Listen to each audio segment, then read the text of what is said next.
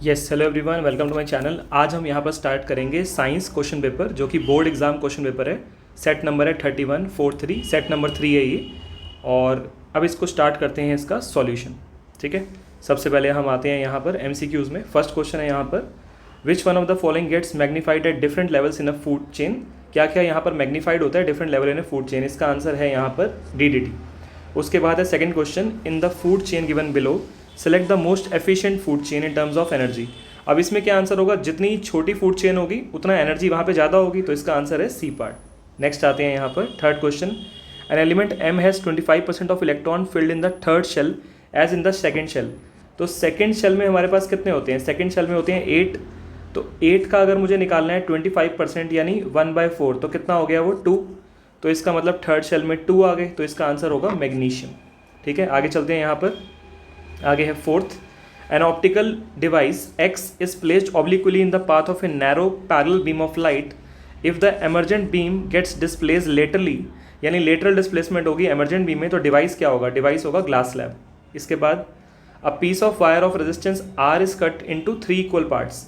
तो 3 equal parts में cut किया है, और उन पार्ट्स को कैसे कनेक्ट किया है? फिर पैरेलल में, यानी 1/r dash is equal to, सबकी रेजिस्टेंस 1/3 हो जाएगी, तो 1/1/3 प्लस 1/1/3, तो ये हो जाएगा 1/r dash is equal to 3/r plus 3/r plus 3/r। तो 1/r डैश की वैल्यू आ जाएगी 9/r, तो r/r डैश हमारे पास क्या आ जाएगा? 9/1। तो आंसर है इसका डी पार्ट। आगे चलते हैं।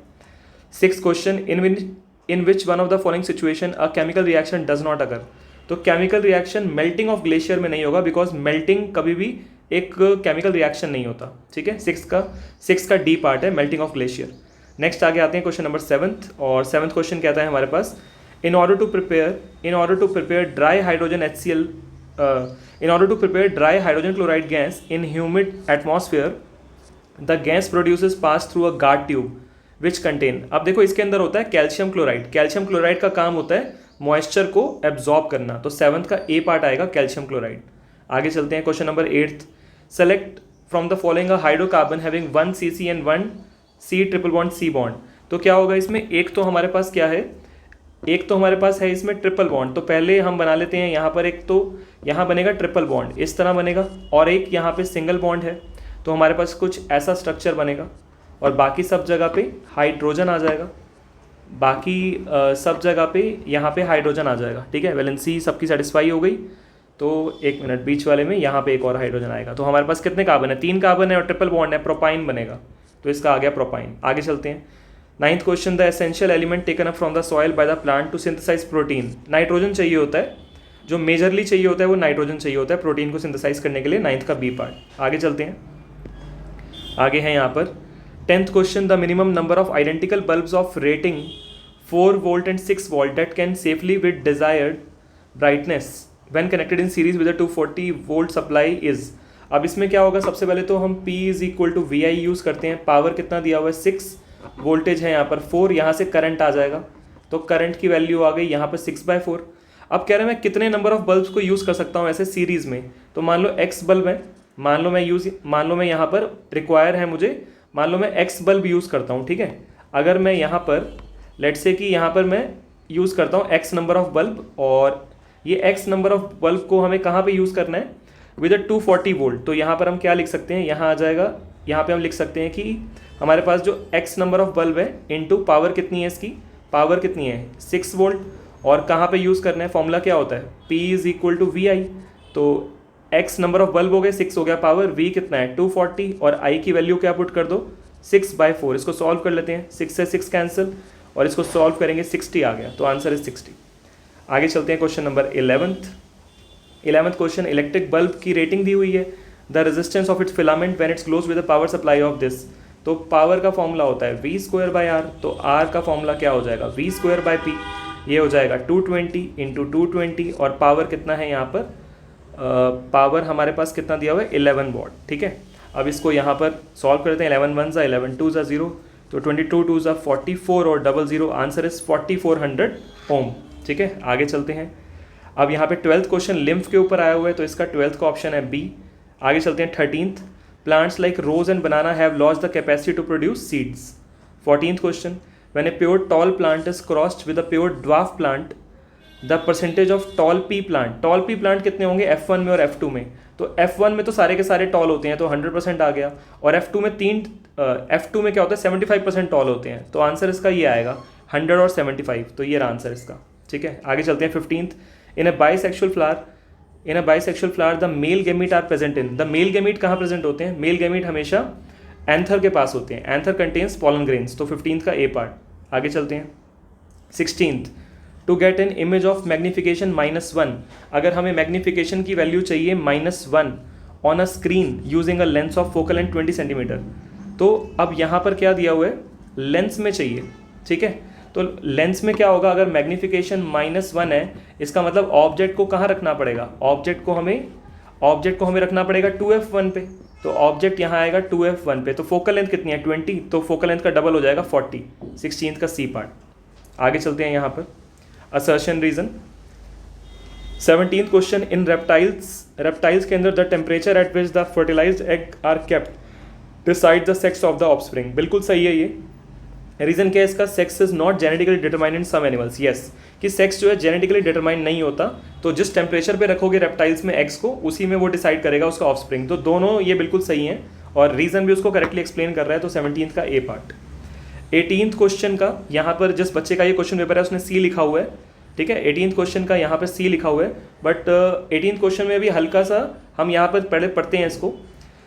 असर्शन कह रहा है in large animals oxygen can reach different parts of the animals body easily. Animals body में काफ़ी ईजिली जाएगा, बट मुझे यहाँ पे ये गलत लग रहा है क्योंकि बहुत सारी प्रोसेसेस के थ्रू जाता है ये। और रीज़न जो है इसका, respiratory pigment take up oxygen from the air and carry it to body tissue. तो रीज़न तो इसका बिल्कुल ठीक है। असर्शन जो है मुझे यहाँ पे गलत लग रहा है, तो मेरे अकॉर्डिंग इसका जो है असर्शन फॉल्स और रीज़न यहाँ पे ट्रू होना चाहिए, यानी डी होना चाहिए। तो इसको मैं अभी सर्कल कर रहा हूँ इस क्वेश्चन को। ठीक है, आगे चलते हैं 19th, और ये 18th का आंसर मैं कमेंट बॉक्स में लिख दूंगा। ठीक है, 18th क्वेश्चन का आंसर मैं कमेंट बॉक्स में लिख दूंगा। अब आते हैं यहाँ पर क्वेश्चन नंबर है 19 क्या कह रहे हैं? Concentrated nitric acid is diluted by adding water slowly to the acid. ये गलत है, एसिड को ऐड करना होता है वाटर में, तो असर्शन तो फॉल्स है। Reason, concentrated nitric acid is easily soluble in water, ये सही है। तो असर्शन फॉल्स है और रीजन ट्रू है, तो ऑप्शन नंबर क्या होगा यहाँ पे? ये हो जाएगा डी। तो 19th का डी पार्ट। आगे चलते हैं यहाँ पे 20 कह रहा है white light is disperse by a glass prism into 7 colours. बिल्कुल ठीक है ये। और फिर कह रहा है the red light bends the least while the violet the most when a beam of white light passes through a glass prism. ये दोनों ही बिल्कुल सही हैं, बट यहाँ पे जो रीज़न है वो असर्शन को एक्सप्लेन नहीं कर रहा है। तो ये दोनों सही, बट रीज़न उसका प्रॉपर उसको एक्सप्लेन नहीं कर रहा। तो क्या होगा यहाँ पे? ये आ जाएगा, ये वाला ऑप्शन आ जाएगा यहाँ पे। तो हमारा यहाँ पे ऑप्शन नंबर ये आ जाएगा बी। तो हम इसको आगे चलते हैं, और ये हो गया मेरे पास 20 का बी पार्ट। ठीक है, आगे चलते हैं हम यहाँ पर। अब आते हैं सेक्शन बी, जिसमें है 2 मार्क्स वाले। सेक्शन बी में 2 मार्क्स वाले क्वेश्चन है। पहला question, name the compound used in the black and white photography. तो क्या होगा इसमें? सिल्वर क्लोराइड हो जाएगा। Silver chloride. State whether the reaction is exothermic और एंडोथर्मिक, क्योंकि इसमें एनर्जी एब्जॉर्ब होती है, यहाँ पे ये सनलाइट एब्जॉर्ब होती है, इसीलिए क्या होगा? एंडोथर्मिक होगा। Reaction is endothermic. ठीक है, give justification for your answer because energy is use in this reaction. यहाँ पे सनलाइट यूज होती है, एनर्जी इज एब्जॉर्ब आ जाएगा। यूज की जगह पे मैं ठीक कर देता हूँ, यहाँ पर यूज की जगह पे जो वर्ड आ जाएगा एनर्जी इज एब्जॉर्ब। एनर्जी यहाँ पर एब्जॉर्ब होती है इस रिएक्शन में, इसलिए इसको बोलेंगे एंडोथर्मिक रिएक्शन। फिर आते हैं यहाँ पर नेक्स्ट क्वेश्चन, और नेक्स्ट क्वेश्चन है 22 क्वेश्चन का हम करेंगे यहाँ पर बी पार्ट। एल्यूमिनियम ऑक्साइड एक एम्फोटेरिक ऑक्साइड है। बिल्कुल ठीक है। Justify the statement. अब जस्टिफाई में आपको लिखा है justify the statement giving chemical equation for the reaction involve because aluminium oxide can react with acid as well as base to form salt and water. अब जस्टिफाई में क्या करोगे? 2 reaction आएंगे यहाँ पर। तो पहला जो रिएक्शन आएगा वो ये आ जाएगा। फर्स्ट रिएक्शन इसमें ये आ जाएगा, Al2O3 रिएक्ट कर रहा है एसिड यानी HCl से और बना रहा है सॉल्ट प्लस वाटर। और दूसरा रिएक्शन ये आ जाएगा, एल्यूमिनियम ऑक्साइड रिएक्ट कर रहा है बेस से और अगेन बन रहा है सॉल्ट एंड वाटर। यानी एक बार एसिड से रिएक्ट कर सकता है, एक बार बेस से रिएक्ट कर सकता है to form salt and water. तो बहुत ही आसान क्वेश्चन है। नेक्स्ट पे आते हैं 23। सो क्वेश्चन नंबर 23 क्या कह रहा है हमें? 23 name the tissue which form the vascular bundle. कौन सा टिश्यू है जो वेस्कुलर बंडल फॉर्म करेगा? आंसर आ जाएगा xylem and phloem tissues will form the vascular bundle. State their function. तो जाइलम का फंक्शन क्या होगा? Help in the transport of water. Phloem का फंक्शन क्या होगा? Help in the transport of phloem. आगे चलते हैं यहाँ, sorry, help in the transport of food, यहाँ पे करेक्शन है कि फ्लोएम क्या करेगा, फ्लोएम में आ जाएगा help in the transport of food. ठीक है, आगे चलते हैं यहाँ पर 24 का A part, draw ray diagram to show the refraction of a ray of light passing through an equilateral glass prism, mark the angle through which the emergent ray bends from the direction of the incident ray and also name it. एक तो diagram बनाना है, तो ये मैंने diagram बना दिया जिसमें यहाँ पे एक लाइट है जो आगे जाके बेंड हो रही है।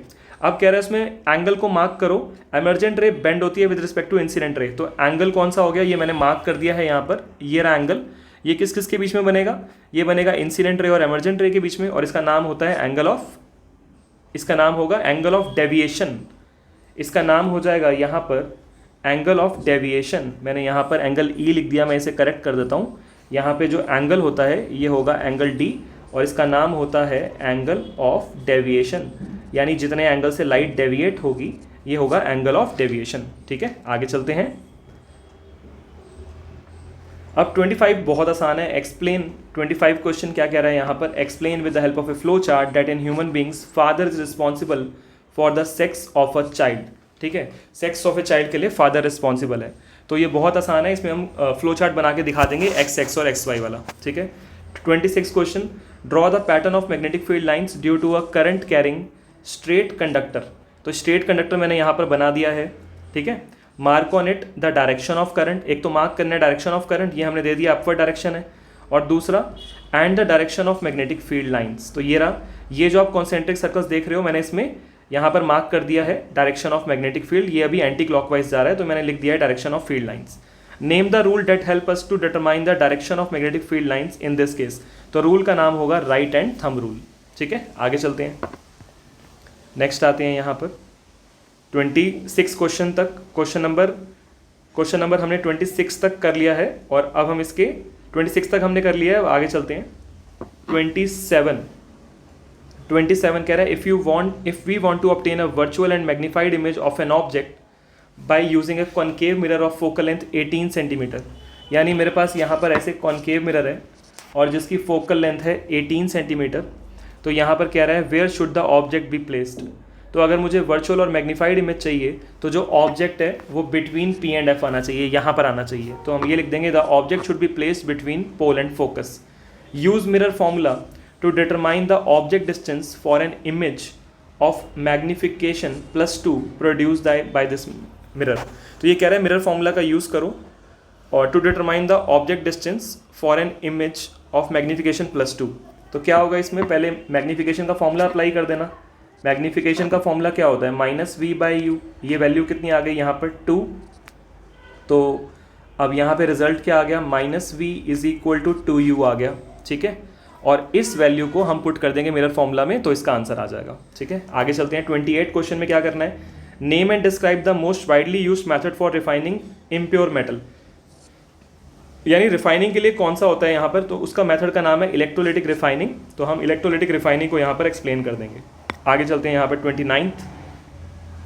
29th क्वेश्चन क्या कह रहा है यहाँ पर, 29th क्वेश्चन कहता है what is the first step of cellular respiration. तो फर्स्ट स्टेप क्या होता है, ग्लूकोज का ब्रेक डाउन होता है, तो ये आ जाएगा break down of glucose into pyruvate. In which part of the cell does it occur, so it occurs in cytoplasm. आगे कह रहा है write the equation for the process of break down of glucose. पहला, in the presence of oxygen, तो oxygen की presence में कैसे होगा, सबसे पहले ग्लूकोज है, ग्लूकोज जो है वो हमारा ब्रेक डाउन हो जाएगा, ग्लूकोज यहाँ पे ब्रेक डाउन हो जाएगा पायरुवेट में और बनेगा CO2 + H2O + एनर्जी, और फिर लैक ऑफ ऑक्सीजन में क्या होगा, ग्लूकोज ब्रेक डाउन हो जाएगा पायरुवेट में और फिर बनेगा लैक्टिक एसिड और एनर्जी। तो ये था इसका आंसर। अब आते हैं क्वेश्चन नंबर 30। क्वेश्चन नंबर 30 हमारे पास क्या कह रहा है यहाँ पर, why do we balance a chemical equation. तो आंसर होगा इसका to satisfy the law of conservation of mass. Name and state the law that suggest the balancing of a chemical equation. तो लॉ का नाम होगा यहाँ पर law of conservation of mass. ठीक है, और क्या कहता है लॉ, उसका बताना भी है हमें, तो हो जाएगा it states that mass can neither be created nor be destroyed in a chemical reaction. ठीक है, मास ना क्रिएट हो सकता है ना डिस्ट्रॉय हो सकता है इन अ केमिकल रिएक्शन। आगे बैलेंस करके दिखाना है तो हमने इक्वेशन को बैलेंस कर दिया है। नेक्स्ट आते हैं यहाँ पर क्वेश्चन नंबर 31 क्वेश्चन क्या कह रहा है, व्हाट आर डीकम्पोजर्स। डीकम्पोजर्स क्या होते हैं, decomposers are organisms which break down complex organic substances into simpler inorganic substances 2 examples पूछे हैं तो क्या आ जाएगा, बैक्टीरिया और fungi. State how they maintain a balance in an ecosystem, एक तो ये एनवायरमेंट को क्लीन करेंगे और दूसरा they help in the natural replenishment of nutrient in the soil, यानी सॉइल में से जो न्यूट्रिएंट्स कम हो गए थे अब ये वापस ये क्या कर देंगे, सॉइल में से जो न्यूट्रिएंट्स जैसे मान लो कोई न्यूट्रिएंट्स हैं सॉइल में से, वो न्यूट्रिएंट्स प्लांट्स ने कंज्यूम कर लिए थे, तो डिकम्पोजर्स अब क्या करेगा, उन्हीं प्लांट्स को बाद में डिकम्पोज करेगा और उसके सारे न्यूट्रिएंट्स सॉइल में आ जाएंगे, तो इस तरह एक बैलेंस बना रहेगा इकोसिस्टम में। 32 कह रहा है define the term potential difference. Potential difference होता है it is the amount of work done in moving potential difference होता है it is the amount of work done in moving a charge from one point two the other point. कह रहा है name and define it's SI unit, तो इसकी जो SI unit होती है वो क्या होगी, वोल्ट, तो हमें वोल्ट को डिफाइन करना है, तो फॉर्मूला होता है V = W/Q।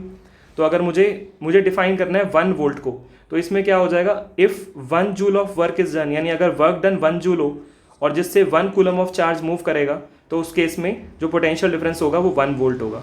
यानी 1 क्या डेफिनेशन आ जाएगी, 1 volt is the amount of work done, इसमें ये डेफिनेशन आ जाएगी when 1 joule of work is done to move a charge of 1 coulomb then the potential difference is said to be 1 volt.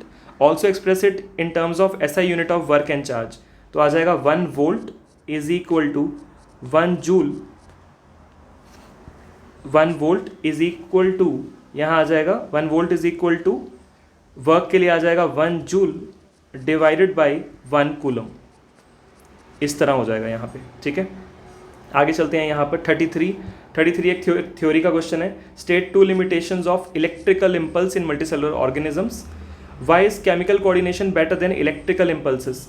तो chemical एक communication जो है better क्यों होता है इलेक्ट्रिकल इम्पल्सेस में, इसमें आपको हार्मोन्स के बारे में लिख के आना है पूरा कि कौन सा प्रोसेस फास्ट होता है और कौन सा प्रोसेस स्लो होता है। आगे चलते हैं यहाँ पर 34 का हम करेंगे बी पार्ट। यहाँ पर बहुत ही आसान ये एक्टिविटी है, तो इसमें हमें जो यहाँ पर शो करना है वो क्या आ जाएगा हमारे पास, क्वेश्चन नंबर 34 में हमारे पास एक एक्टिविटी है, ठीक है। 34 क्वेश्चन जो है force on a current carrying conductor की हमारे पास एक एक्टिविटी है, तो इसको हम यहाँ पे पढ़ते हैं यहाँ पर इस एक्टिविटी को। और यहाँ पे हमें क्या दिया हुआ है, by using the given experimental setup how can it be shown that a force is exerted on the current carrying conductor AB। किस तरह हम शो करेंगे कि फोर्स लगेगी AB के ऊपर when it is placed in a magnetic field. तो इसको करने के लिए हम सबसे जो बेस्ट एग्जांपल है वो ये देंगे कि जैसे ही हम करंट पास करेंगे, when current is passed the conductor AB will show displacement. जैसे ही हम करंट पास करेंगे तो AB में डिस्प्लेसमेंट आएगी, या तो ये AB कैसे मूव करेगा, ये AB क्या करेगा बेसिकली, AB पे बेसिकली क्या एक्ट होगी, AB पे एक डिस्प्लेसमेंट लगेगी, यानी AB या तो हो सकता है लेफ्ट की तरफ जाएगा या हो सकता है राइट की तरफ जाएगा। तो अगर AB जैसे ही करंट पास करेंगे AB में डिस्प्लेसमेंट होगी, इससे पता लगता है कि उसके ऊपर फोर्स एक्ट हुई है। आगे कह रहा है कैसे शो करोगे, the direction of force can be reverse in 2 ways. So force को अगर रिवर्स करना है तो क्या करें, एक तो हम करंट की डायरेक्शन को रिवर्स कर सकते हैं by reversing the direction of current and magnetic field. अगर मैग्नेट की डायरेक्शन को भी हम चेंज कर दें तो भी उससे क्या फ़र्क पड़ेगा, उससे जो है डायरेक्शन ऑफ फोर्स की डायरेक्शन जो है वो अलग हो जाएगी, ठीक है। आगे चलते हैं यहाँ पर when will be the magnitude of force will be highest. तो ये हाईएस्ट कब होगा, जब ये करंट कैरिंग कंडक्टर और मैग्नेटिक फील्ड परपेंडिकुलर होंगे। So when current carrying conductor is placed perpendicular to magnetic field the force will be highest. और third part में आपको एक्सप्लेन करना है फ्लेमिंग लेफ्ट हैंड रूल, इसमें आपको बताना पड़ेगा पूरी स्टेटमेंट लिख के। तो ये था आपके पास एक्टिविटी बेस्ड क्वेश्चन। आगे चलते हैं, आगे आता है 35 का ए पार्ट, और ये क्या कहता है हमारे पास, name the part marked as A and B in the given diagram. हमें क्या मार्क करना है, ए और बी को। ए हमारे पास है स्टिग्मा, बी हमारे पास है anther. Write in detail the changes that take place in a flower when the product of B reaches A till a fruit is formed। तो क्या लिखेंगे, when pollen grains reaches stigma a pollen tube will grow। अब pollen tube grow करेगी which carry pollen grains to ovule and complete fertilization complete हो जाएगी। उसके बाद हम क्या बोलेंगे, it will form zygote, एक zygote बन जाएगा। और फिर हम लिखेंगे the ovule will develop a tough coat and is gradually converted into seed and the ovary grows rapidly and ripens to form a fruit। यानी ओव्यूल बन जाएगा सीड में और ओवरी कन्वर्ट हो जाएगा फ्रूट में। तो ये पूरा आपको स्टेप बाय स्टेप लिख के आना है 5 मार्क्स का, ठीक है।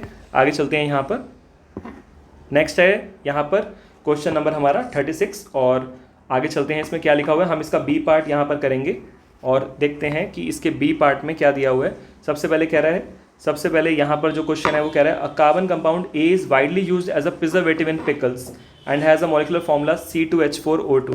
तो ये पिकल्स में यूज़ हो रहा है और इसका फॉर्मूला भी दिया हुआ है। तो ए जो हमारे पास है वो क्या हो जाएगा, इथेनोइक एसिड, और इसका हमने स्ट्रक्चर बनाना है तो ये हमने बना दिया CH3COOH। Second part, right the chemical equation for the reaction of A with ethanol. जब ए रिएक्ट करेगा इथेनॉल तो एक कंपाउंड बी बन जाएगा और ये जो इसका रिएक्शन लिखना है, तो ये रहा हमारे पास रिएक्शन हमने लिख दिया है इथेनोइक एसिड प्लस इथेनॉल, और ये बनेगा इथाइल एसीटेट और वाटर। फिर पूछा state the role of presence of an acid. ये जो बीच में एसिड मैंने लिखा हुआ है इसका रोल क्या है, it act as an catalyst. ठीक है। फिर थर्ड कह रहा है यहाँ पर how can we get compound A back from B. तो हमें जो ए कंपाउंड है इथेनोइक एसिड वो इथाइल एसीटेट से कैसे मिलेगा, तो हमें ये मिल सकता है, ये हमें मिल सकता है एस्टरिफिकेशन रिएक्शन से। जैसे कि यहाँ पर CH3COO C2H5, अगर इसको हमें NaOH से रिएक्ट करा दूँ तो मेरे पास यहाँ पर आ जाएगा CH3COO Na प्लस C2H5OH। तो ये हमारे पास हो जाएगा एस्टरिफिकेशन रिएक्शन, सपोनिफिकेशन रिएक्शन। तो हमारे पास जो थर्ड पार्ट का आंसर है वो क्या हो जाएगा, ये रिएक्शन हो जाएगा बाय सपोनिफिकेशन। और फिर फोर्थ पार्ट क्या कह रहा है, how can A B obtain from ethanol, यानी इथेनॉल से हम कैसे बना सकते हैं इथेनोइक एसिड। आंसर है बाय ऑक्सीडेशन रिएक्शन। ये देखो मैंने यहाँ किया हुआ है, ये हमारा इथेनॉल है और एल्कलाइन KMnO4 मैंने यूज़ करा और ये बन गया इथेनोइक एसिड। और फिफ्थ पार्ट है यहाँ पर, name the gas produced when compound A reacts with washing soda. जब ए रिएक्ट करेगा वॉशिंग सोडा से तो क्या निकलेगा, CO2। ठीक है, आगे चलते हैं यहाँ पर। अब आते हैं सेक्शन ई पे जो हमारे सोर्स बेस्ड क्वेश्चंस हैं। अब इसमें क्या क्या दिया हुआ है यहाँ पर, पहला यहाँ पे एक एक्टिविटी दी हुई है कि सनलाइट, इन्होंने क्या किया, एक थिक शीट ऑफ कार्डबोर्ड लिया और उसमें एक स्मॉल होल किया, सनलाइट को उसमें से पास कराया and they obtain a narrow beam of white light. एक वाइट लाइट आ गई। अब एक ग्लास प्रिज्म लिया और वाइट लाइट को वहाँ से पास कराया। The prism was turn slowly until the light that comes out of the opposite face of the prism appear on the near by screen. Screen पे इमेज बन गई और एक ब्यूटीफुल बैंड आ गया जिसे क्या बोलते हैं, स्पेक्ट्रम। तो कह रहा है गिव एनी, फर्स्ट पार्ट कह रहा है give any one more instance in which this type of spectrum is observe. तो और कहाँ ये ऑब्जर्व होगा, रेनबो में होगा। Second, what happens to the white light in the above case. White light जो है स्प्लिट हो गई 7 कलर्स में, तो आंसर है इट स्प्लिट इनटू 7 कलर्स। अब और क्या दिया हुआ है यहाँ पर, अब कह रहा है, अब बी पार्ट ईजी है, draw a ray diagram to show the formation of a rainbow. तो रेनबो के लिए अगर मुझे डायग्राम बनाना है तो ऐसे एक डायग्राम बना लेंगे, यहाँ से एक लाइट आएगी और ये आगे 7 कलर्स में स्प्लिट हो जाएगी, यहाँ पे वॉयलेट, यहाँ पे रेड, और फिर यहाँ पे अगेन इंटरनल रिफ्लेक्शन, और फिर ये लाइट ऐसे बाहर आ जाएगी। तो हमें पूछा है यहाँ पे मार्क करो ABC where dispersion of light. अगर डिस्पर्जन कहाँ होगी, यहाँ पर हो जाएगी, तो ये A आ गया। Where light get reflected internally, तो ये जो पॉइंट है यहाँ B आ गया। वेयर फाइनल रिफ्रैक्शन अकर्स, ये जो पॉइंट है यहाँ C आ गया। तो इस तरह ये वाला इजी क्वेश्चन है। ठीक है, नेक्स्ट आते हैं यहाँ पर 38। Common salt is a very important chemical compound for our daily life. Its chemical name is sodium chloride and is used as a raw material in the manufacture of caustic soda, washing soda, baking soda, सब जगह use होगा ये, कई सारे raw material को बनाने में काम आता है। It is also used in the preservative of pickles, butter, meat, etc. First part कह रहा है name the acid and the base from which common salt can be obtain. Common salt को मैं कहाँ से ऑब्टेन कर सकता हूँ, तो एसिड हो जाएगा मेरे पास यहाँ पे हाइड्रोक्लोरिक एसिड और बेस हो जाएगा सोडियम हाइड्रोक्साइड। फिर पूछ रहा है स्टेट द नेचर। नेचर पूछ रहा है आपसे यहाँ पे कि ये जो सॉल्ट है हमारा, ये एसिडिक सॉल्ट होगा, बेसिक सॉल्ट होगा, या ये न्यूट्रल सॉल्ट होगा। और इसका रीज़न भी देना है। क्या होगा इसमें, जब जैसे HCl है वो स्ट्रॉन्ग एसिड है, HCl स्ट्रॉन्ग एसिड है और ये स्ट्रॉन्ग बेस है, तो इसका नेचर होगा न्यूट्रल। ये एक न्यूट्रल सॉल्ट है, तो हाँ यहाँ न्यूट्रल आंसर होगा। Reason, it is made up of a strong acid and a strong base. ठीक है, और फिर आते हैं यहाँ पर इसका जो ए पार्ट है, थर्ड का ए पार्ट, इसमें क्या कह रहा है, what happens when electric current is pass through an aqueous solution of sodium chloride.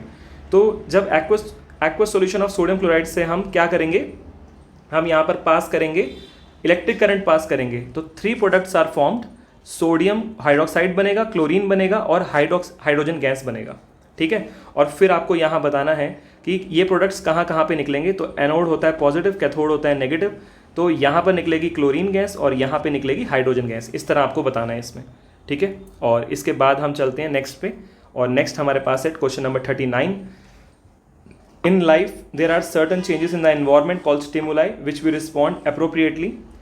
Touching a flame suddenly is a dangerous situation for us. One way is to think consciously about the possibility of burning and then moving the hand.